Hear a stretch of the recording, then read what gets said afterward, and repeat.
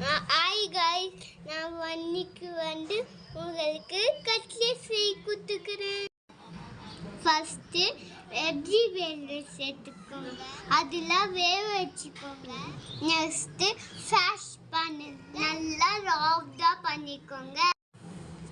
மசாலாலாம் கொஞ்சம் போடு, குட்டி பால் பாலாக எடுத்துக்கோங்க. நல்லா மிக்ஸ் பண்ணிக்கோங்க.